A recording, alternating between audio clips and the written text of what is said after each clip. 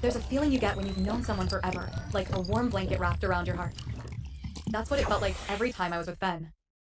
Ben had been my best friend for as long as I could remember. We'd grown up together, from the sandbox to high school graduation, and even though we'd gone to different colleges, we always kept in touch. He was the first person I'd call when I had good news, the first one I'd text when I was feeling down. And if there was anyone who could make me laugh when I was having a bad day, it was him.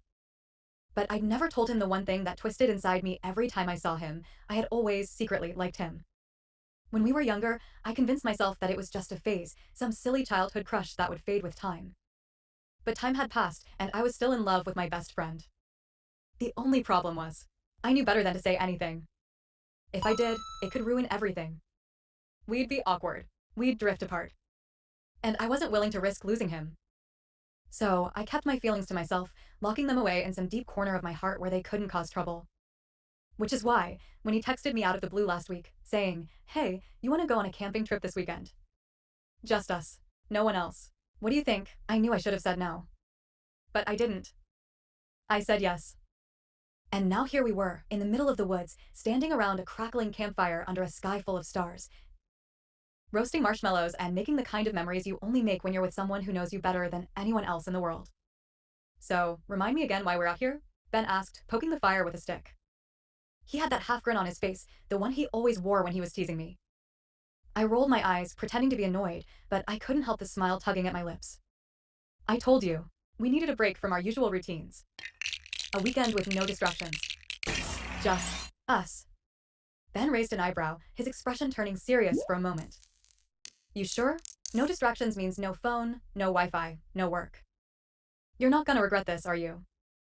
I knew exactly what he was asking. He wanted to make sure I wasn't just saying yes to get out of something. And I wasn't. I needed this, needed him. But I couldn't admit that. Not out loud. I'm fine, I said, leaning back on the log we were sitting on. Honestly, I'm just happy we're doing this. It's nice to get away. Just you and me. He seemed to relax at that, his smile returning. Yeah, it is. We sat in companionable silence for a few moments, the sound of the fire crackling and the distant chirping of crickets filling the air. The night felt so quiet, so peaceful. But I could feel the tension building between us, the unsaid words hanging in the air like a heavy fog. My heart was pounding in my chest, but I couldn't bring myself to say anything. I couldn't risk it. After a while, Ben got up and stretched, his tall frame casting a shadow over the fire. I think it's time for bed, he said, glancing up at the sky.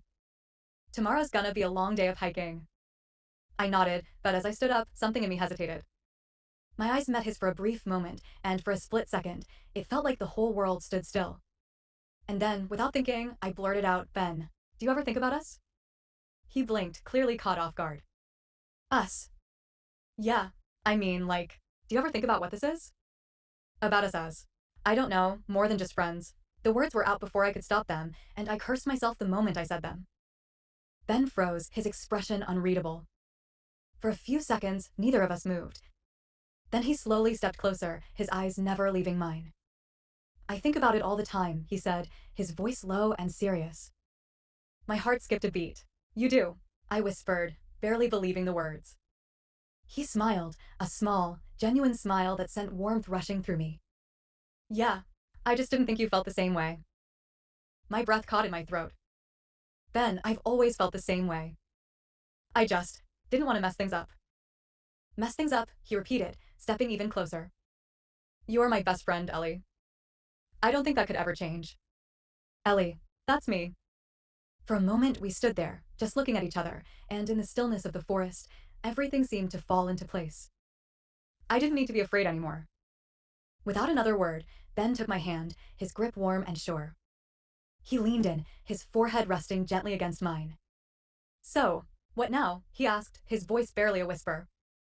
I smiled, feeling the weight of everything I'd been holding in for years finally lift off my chest. Now? Now we figure out what comes next. Together. He grinned, and it was like the whole world shifted into focus. We were no longer just best friends. We were something more, something real. As we stood there under the stars, hand in hand, I realized that some things like love are always there, just waiting for the right moment to bloom. And this? This was our moment. We were meant to be.